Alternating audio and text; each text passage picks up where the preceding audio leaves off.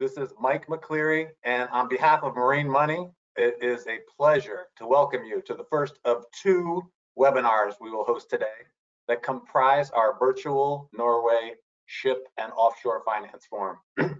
Originally scheduled to be held in person in May, optimistically rescheduled for in-person in September, we are finally here.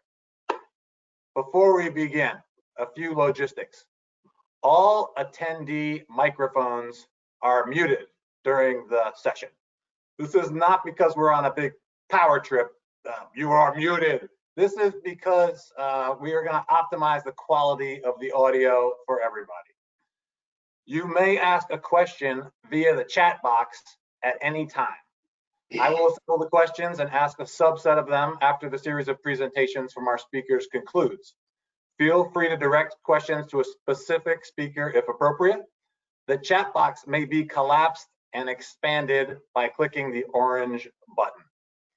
We anticipate 10 minutes or so of questions following approximately 30 minutes of remarks. With that, it's my pleasure to introduce our moderator, Lars Christie, partner at BAHR.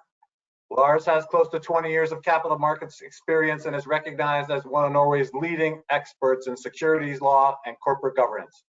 And even though he's a veteran, having advised on several of the largest stock exchange transactions in Norway, and for years ranked one of Norway's leading lawyers within IPOs and share offerings in the annual lawyer survey by Finansavisen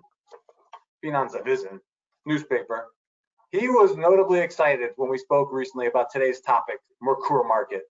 Last week, he exclaimed, "There was a transaction every single day. I've never seen anything like it." Music to the ears of Marine Money as we seek to identify capital sources and connect them with the global shipping and offshore markets. Through our publications, gatherings, both in person and virtual, and bespoke advisory services. Lars, thank you for your enthusiasm and support and for leading today's discussion. Over to you. Thank you, Mike. So today we will look into some of the trends that we've seen in the Norwegian capital markets, and in particular, as Mike said, the Merkur market that has been very, very active very lately. So I will give the word to Eirik from the Oslo Stock Exchange to introduce himself. Thank you very much, Lars. My name is Eirik Høiby Ausland. I am in charge of what we call the primary market in Oslo, which means the business of new listings and also the business relationship with the listed companies. I obviously have a special interest in the shipping and offshore space, as my last or previous position at the exchange used to be being in charge of the shipping sector focus in Oslo. So I'm very pleased to be able to be here today and to present and give you some more information about Merkur Market. Now, the title says Merkur Market / Euronext Growth Oslo, and the latter is the new name of the marketplace, which will very soon come into effect. This is obviously related to Oslo BØRS becoming a part of Euronext, and I will get briefly back to that.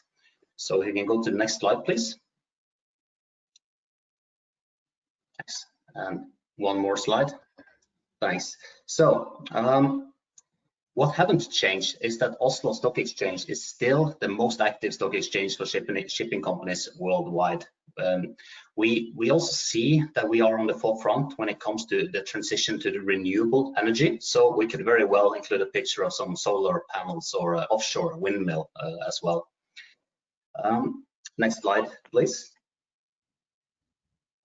Just to give you a short recap of recent developments at the Oslo Stock Exchange. As some of you may know, we were acquired by Euronext back in summer of 2019. We have been working on an integration project, and we plan to complete this on 9th of November, which is only 1.5 weeks from now.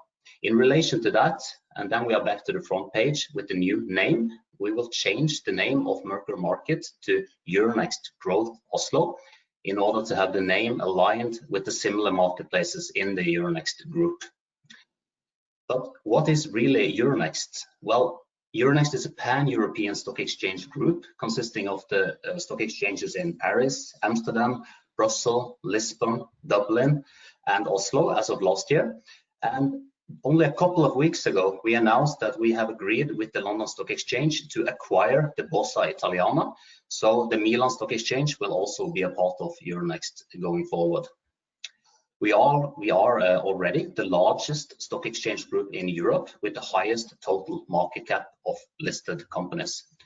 For Oslo, being a fairly small market in a global context, we believe that being a part of this group will give us a lot of new opportunities to further develop our product offering, and not at least, and this is very important to us, continue to focus on our traditional strong sectors such as the shipping and offshore space.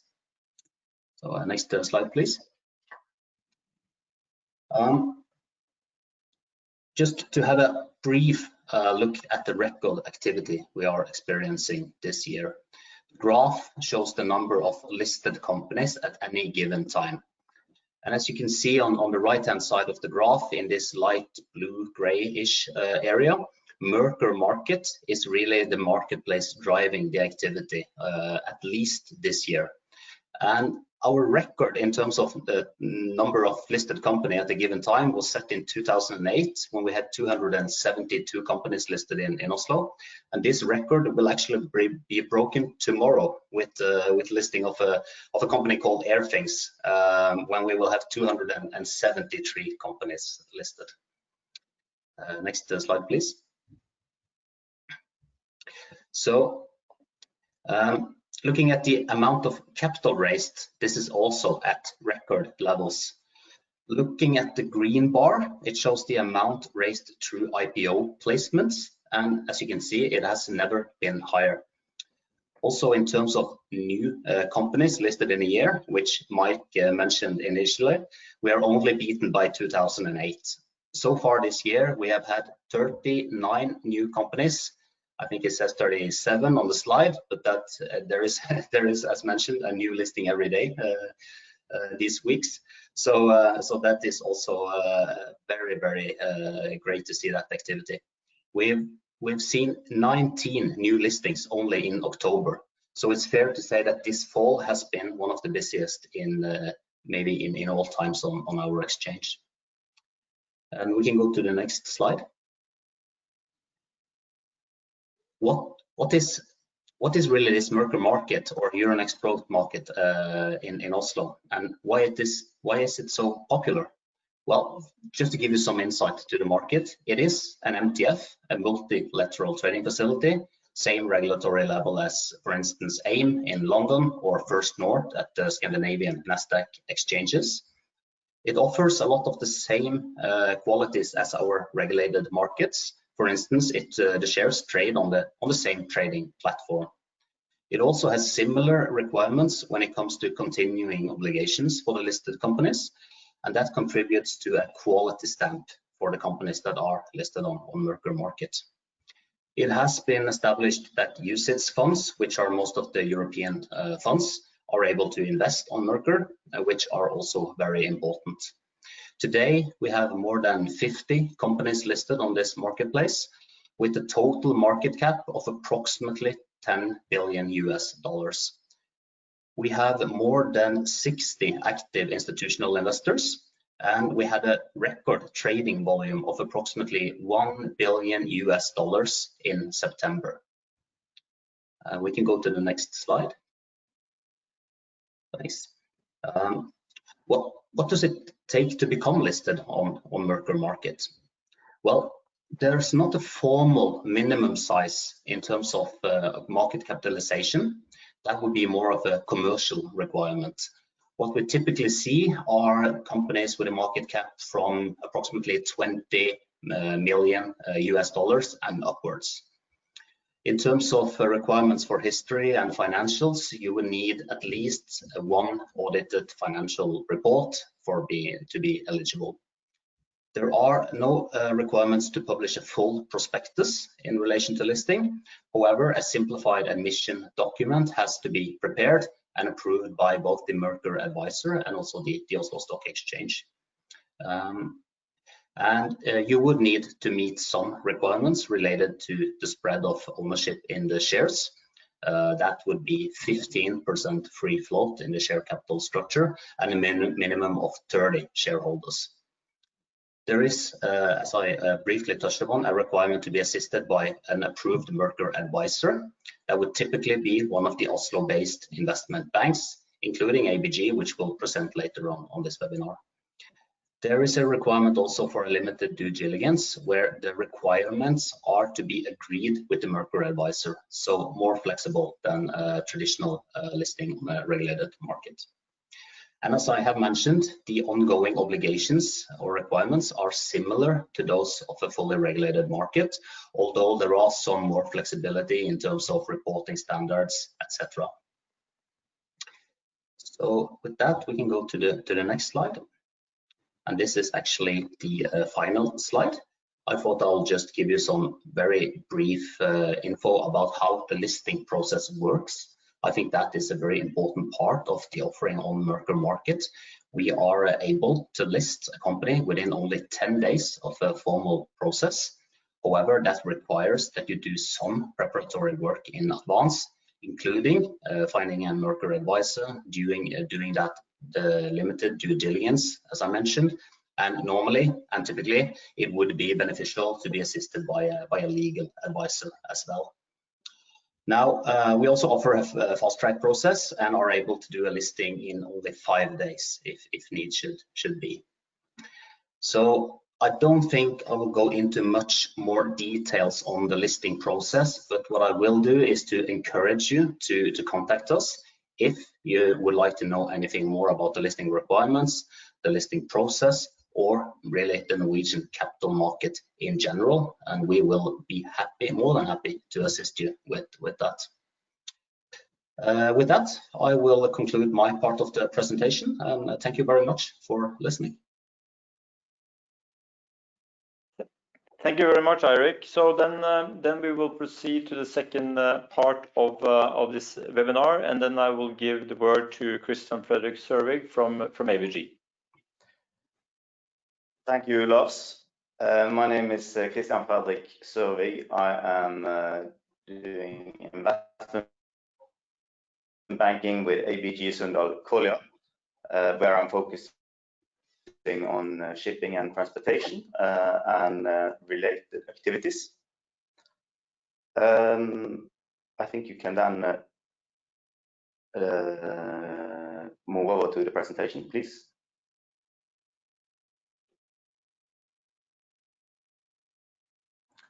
Next, please.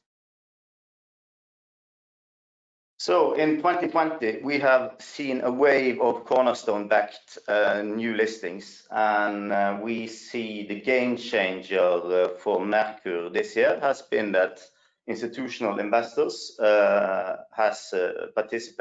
a strong appetite to participate as cornerstone investors for good investment cases. We as ABG has been advisor to 50% of the top 15 companies listed on Merkur and 30% of all the 2020 Merkur IPOs. We have for today's session prepared some 10 slides on market dynamics, investor universe, and key commercial aspects for Merkur. Next, please. A bit of background on the Merkur market. It has grown tremendously over the last 12 months from an aggregate market capitalization of approximately $1.5 billion to around $11 billion.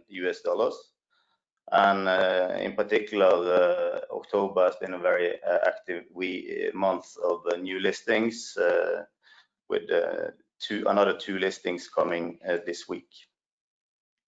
On this graph, you see how the aggregated market cap has grown, and some of the companies I mentioned there from July 19 until the end of October this year.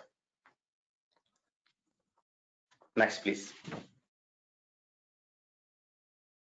So what makes Merkur Market different from other marketplaces? It makes it's making it possible for new issuers to utilize momentum during windows of opportunity. In reality, Merkur has been fixing the so-called time to market conundrum, where it has been possible for new issuers to tap the market during periods of time where there is strong momentum, either in underlying markets and or combined with strong momentum in the capital markets. So you need, there are 4 ingredients here. 1, investors looking for returns, that being institutional funds and family office and retail investors. We have recently seen that institutional funds have been underwriting the transactions, which is a very important catalyst. 2, there have been a number of companies looking for capital. We have seen several high-quality cases which has attracted strong interest. And backed by sentiment shift and windows of opportunity, Merkur Market has enabled transactions with their swift access to market and short time from set to listing. We think it's important to mention also in this session that there hasn't been, as probably the audience is aware, there hasn't been a lot of shipping or transportation or offshore related listings recently. But Merkur can indeed be a very useful platform for shipping or offshore companies to tap equity markets when there is momentum. As mentioned, either from the capital market perspective, that being a peer valuation or investor sentiment, and underlying shipping or offshore markets. Merkur can be a very useful marketplace to execute not only equity transactions, but also not only pure equity transactions, but also related to M&A and spin-offs. Next, please.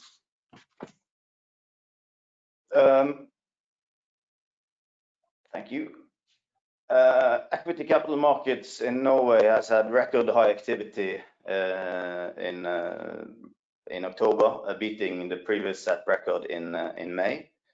The volume in October totaled 24 billion Norwegian kroner, out of which Merkur was just north of 10 billion Norwegian kroner.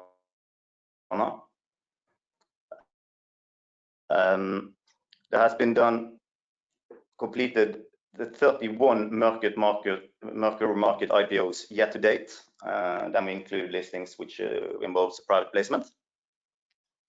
And it's also worth noting that as of 27th of October, the median first day of return has been around 6%, which kind of fueled the investor appetite so far. Merkur Market has increasing in popularity. There has been new listings with a combined deal size of more than 15 billion Norwegian kroner year to date. And the year to date, the last 12 months, just north of 20 billion Norwegian kroner has been raised to the Merkur Market. As you can imagine, investors have been very receptive, and there has been a strong participation from all types of investors. Next, please.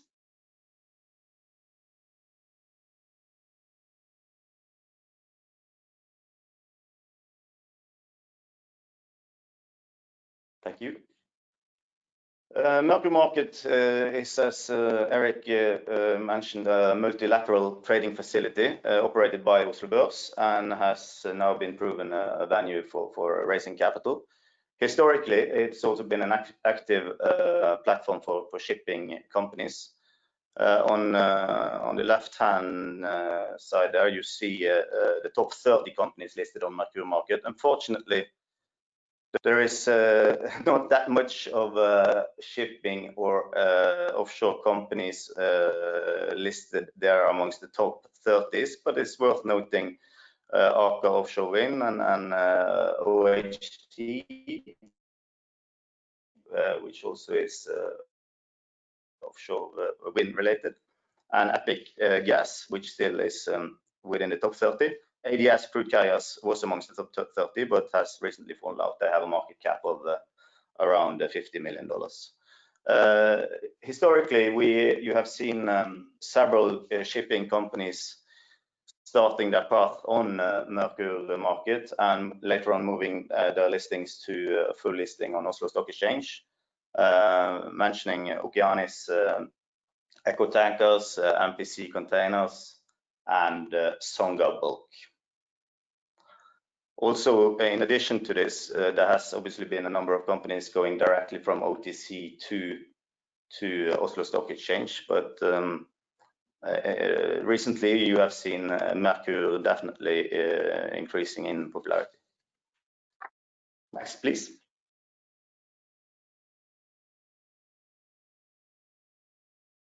Merkur Market is at the moment attracting growth companies with the tech or green attributes. As previously alluded to, transportation and shipping is lagging behind.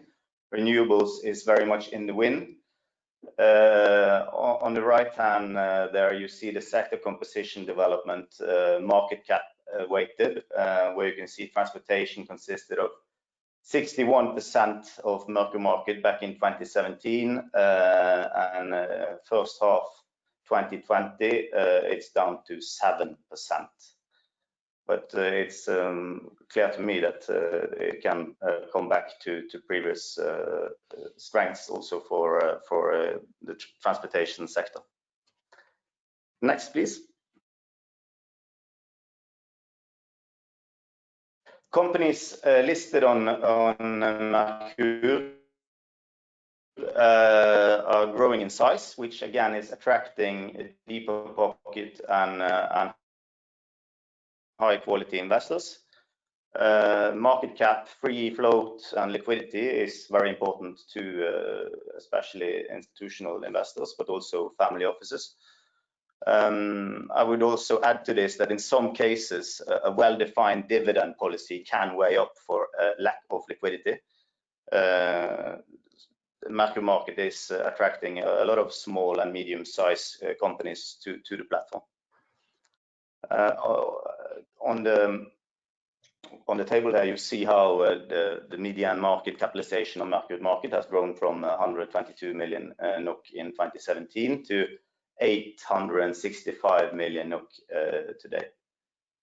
And it's also worth mentioning that with the exception of Kahoot, all the top 15 companies on Merkur have been listed in 2020. Next, please. The IPO size on Merkur versus or compared to Oslo Stock Exchange is closing the gap, which is another important factor for investors and access to capital. The median deal size on Oslo Stock Exchange, Oslo BØRS, from 2010 till 2020 has been around 1 billion NOK.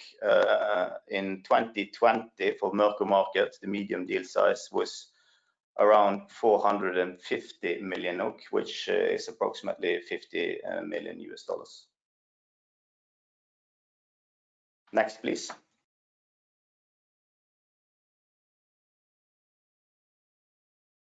Quite robust liquidity in the aftermarket helps to sustain investor interests. It's two important factors there.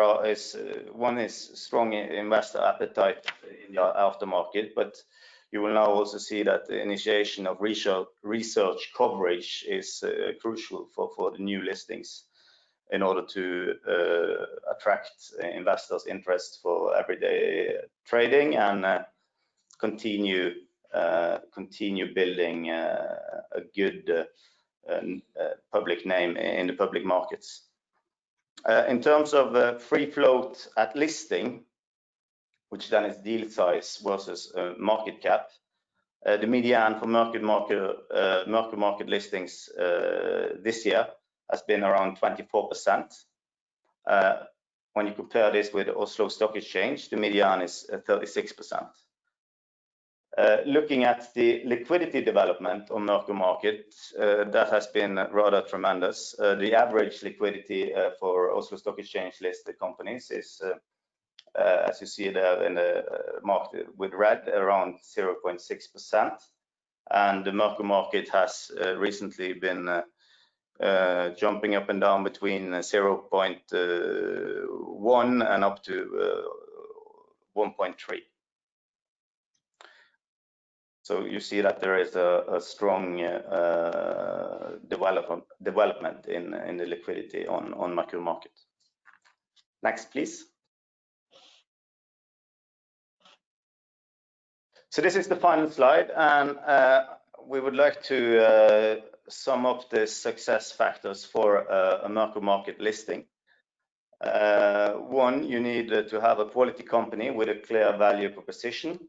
It might be a small or big company, but it should be a very clear equity story. Two, a sector with the tailwinds, preferably, and I'm sure both shipping and transportation related companies can come into these categories sometime soon. Endorsement of quality investors and cornerstones has proven being a very important success criteria. And number four, you need a well-run and professional process led by one of the leading investment banks, ideally ABG Sundal Collier. For this session, which is focused on shipping, I would also mention that recent on the listings you have seen yet to date on Merkur, it's been mainly sales multiples valuation on companies which are growing in a very high pace. For what shipping is concerned, I think the focus on investors from the investor side will go back to yield and dividends, and on such basis you should be able to obtain a pricing on earnings as opposed to on earnings multiple as opposed to steel over time. That's it for from me. One thing we would like to add, sorry. You have seen that most of the Merkur listings have not involved a green shoe. We think that will become an important success criteria for the next listings. You also should involve proper lockups, and it's very, very important to do a thorough due diligence on the company before the listing. Thank you. I'm looking forward to questions later on. Thank you very much, Kristian. Very interesting indeed. Then I will take the third section of this seminar before we go into Q&A. So if we go to the next slide, I will just briefly talk slightly about the trading venue and the rules and the legal framework there. So as we have heard earlier today, this is a multilateral trading facility, and what does that really mean? So in Oslo, we have basically 4 market venues for shares. We have the main list, which is a full regulated market. We have the Oslo Access, which will now be entitled Euronext Expand, which it's also a full regulated market, although for more pre-commercial companies. And then we have also the OTC market, which is basically an unregulated market. So Merkur Market is something in between the OTC market and the regulated market. The fact that it is not a regulated market means that, for example, there is no requirement for reporting on IFRS. We see that many of the Merkur companies do that nonetheless. maybe because they have done it before, or because they want to match peers, or they have a plan to move up to a regulated market in the shorter term. But there is no requirement for IFRS, so local gaps are acceptable. Another feature of not being a fully regulated market, that there was no prospectus requirement for the listing on this venue. That facilitate, as Kristian was alluding to, that it could be a much swifter process in order to access the market and then have the opportunity to take advantage of windows. The flip coin of that is that it's difficult to access the retail market in the IPO itself.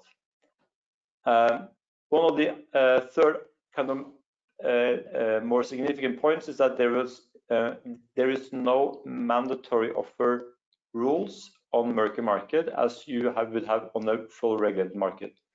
So basically the MTO or the mandatory offer rules in Oslo is triggered at 1/3. So if you buy more than 1/3 or 40% or 50%, you have to make a bid for the whole company. That regime does not apply to Merkur Market. Next slide, please.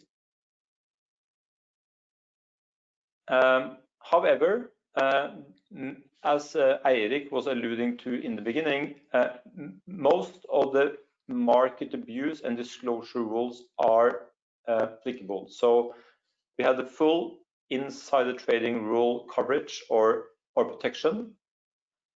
Full set of market manipulation rules are applicable. And then also handling of inside information, confidentiality, leakage, and all of that is applying as if it was a full regulated market. In Norway, which is kind of slightly strange, is that MAHR, meaning the market abuse regulation, applies throughout Europe. However, not yet in Norway. MAHR will be applicable to Merkur Market. So when MAHR is coming into Norway, MAHR will also then be applicable to Merkur Market. But unfortunately, MAHR is not applicable in Norway yet, but we will expect that to happen probably sometime next year. In addition to the market rules, the Oslo Stock Exchange or the Merkur Market venue itself has imposed most of the important disclosure rules for the issue companies. So the companies that is listed on Merkur, they will be subject to more or less full disclosure to the market, meaning inside information, annual accounts, half-year interim reports, financial calendar, corporate events, etc. Not all the regulated market rules, but most of the important ones. Further on, there is a similar equal treatment principle on the Merkur Market as it is on the main market, meaning that when companies are raising funds or handling information in the market, etc., they need to comply with that equal treatment of all shareholders as with any other company on the main market. There is also rules on disclosure for trading by investors. There is a difference.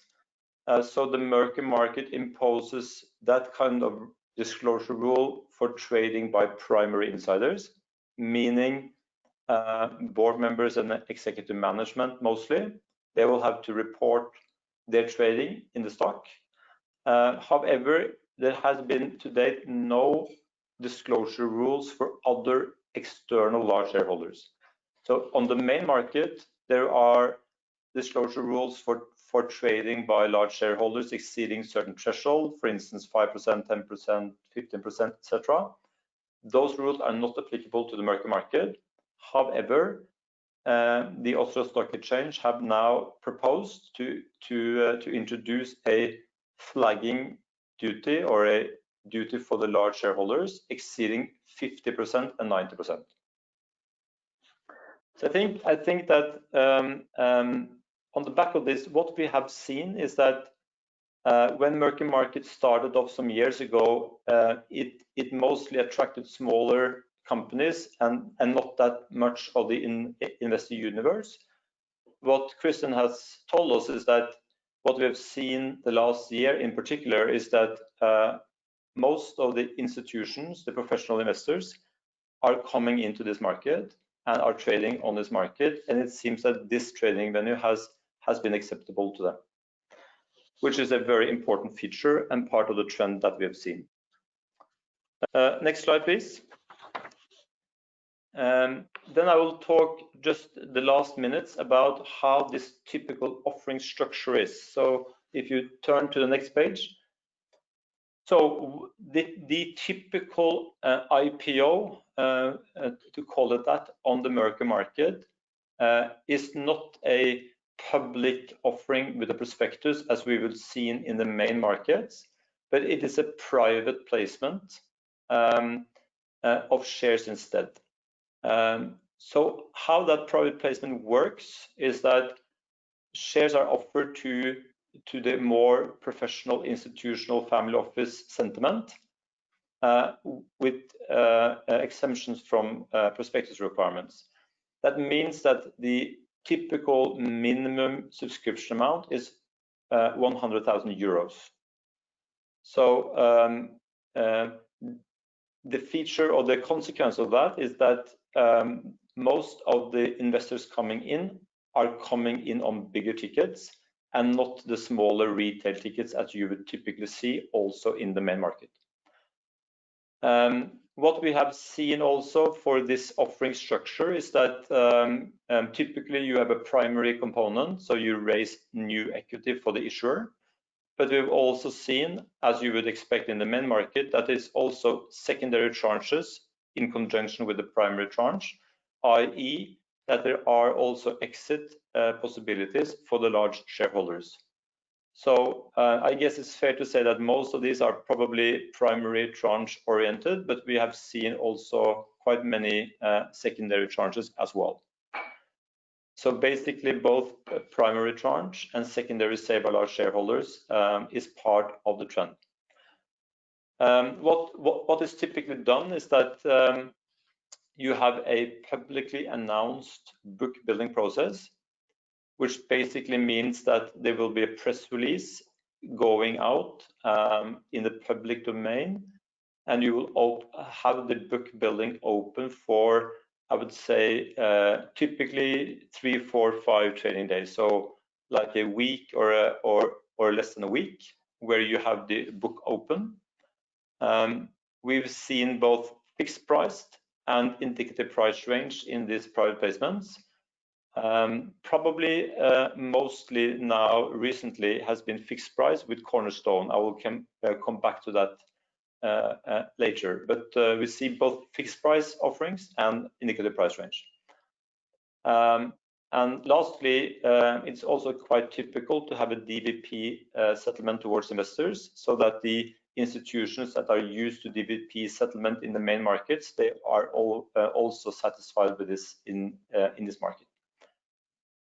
As you would typically have with a full IPO, there's also an investor education process prior to launch.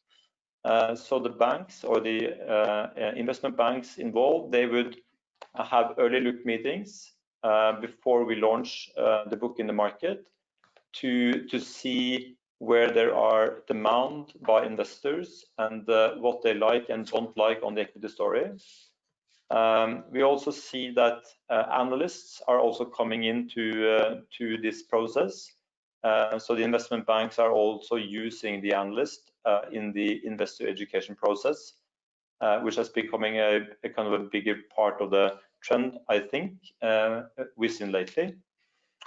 And then also the cornerstone investors. So what we typically see is that as part of the investor education process, a selected number of investors are seek to be a cornerstone investor, whereby basically you will enter, or the company will enter into an agreement with a cornerstone investor, typically at a fixed price, with a guaranteed allocation amount. So the cornerstone investor will kind of negotiate the price, and the cornerstone investor will get a guaranteed amount in the allocation. And the benefit for the issuer is that you will have comfort that you have filled some of your equity needs before you launch in the market, so the likeliness of success is higher, the risk is lower. In addition to that, you will use the cornerstone name in the marketing. So when you enter into the cornerstone agreement prior to launch, you would display to the investors who the cornerstone investors are, which has been a very distinct trend, I would say, during the last year. Next slide, please. So on investor documentation, so we, as I have alluded to, we don't have a prospectus, so we would use an investor presentation, a PowerPoint format. It will be a typical one-page term sheet and a standardized application agreement.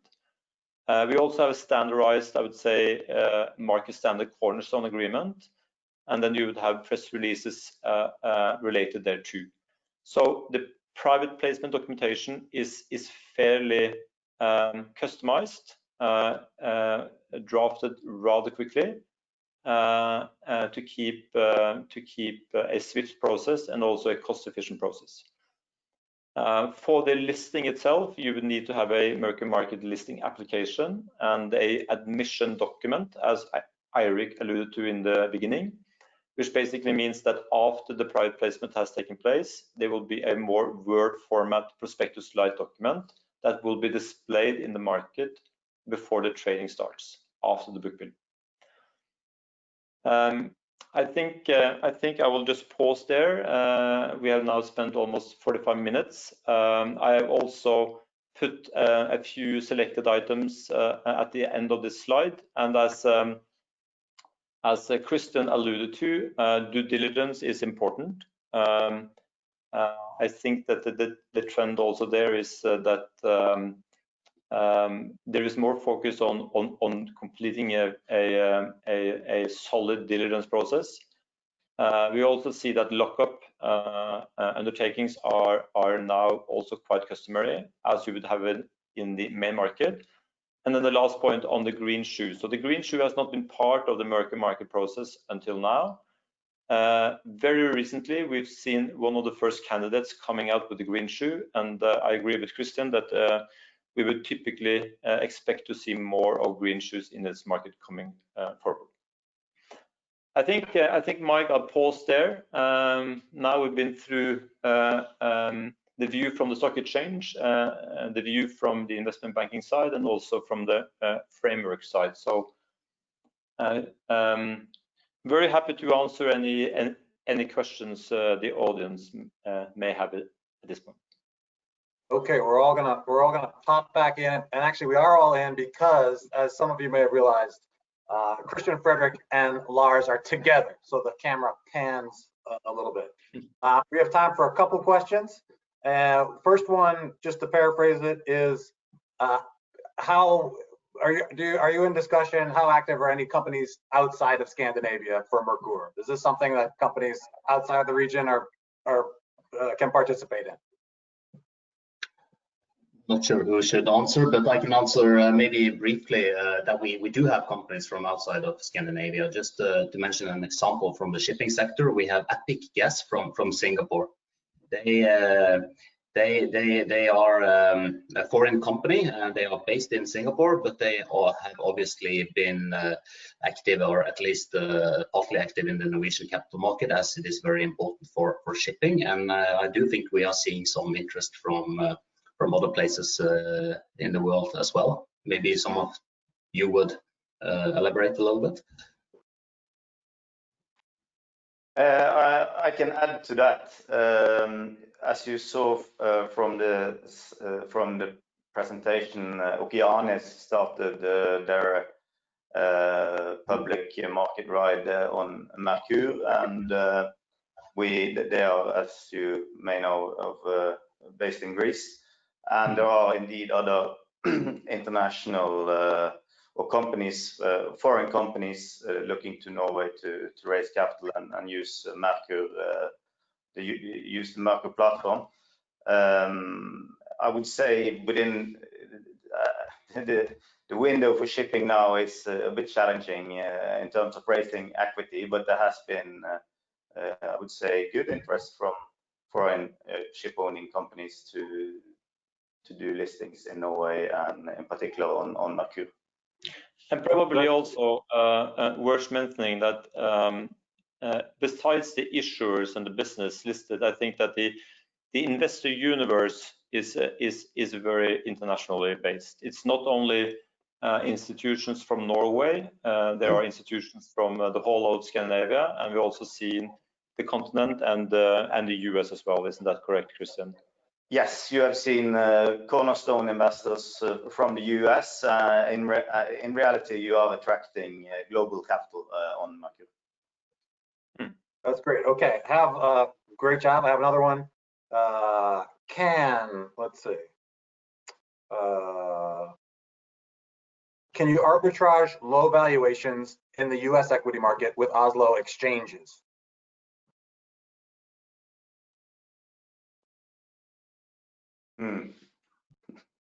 We can follow up later on that one. I mean, you could, I'm thinking, yeah, you could. The valuations in the US for shipping companies are relatively lower than they are on Oslo Stock Exchange.